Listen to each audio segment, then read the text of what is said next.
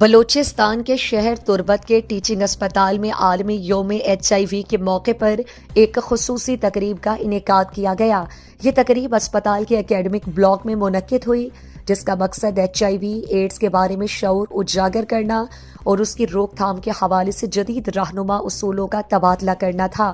اس سال کا عنوان تھا ٹیک دی رائٹس پاتھ۔ تقریب میں مختلف مقررین نے HIV کی دیکھ بھال اور روک تھام کے مختلف پہلوؤں پر گفتگو کی۔ میڈیسن کے ایسوسی ایٹ پروفیسر ڈاکٹر ظفر بلوچ نے HIV کی عالمی اور مقامی اثرات، علاج میں پیش رفت اور جلد تشخیص کی اہمیت پر روشنی ڈالی، اور پیڈیاٹرکس کے associate professor doctor Misbah Munir نے بچوں میں HIV کی روک تھام کے لیے حکمت عملیوں اور بچوں کی دیکھ بھال میں ابتدائی مداخلت کے کردار پر گفتگو کی۔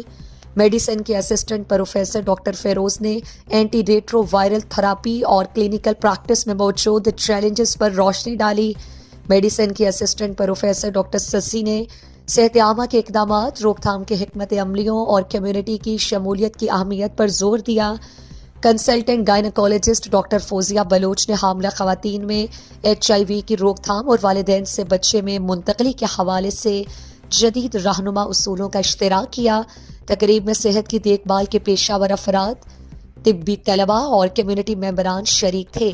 مقررین اور منتظمین کے تعاون کو سراہنے کے لیے شیلڈ تقسیم کی گئی۔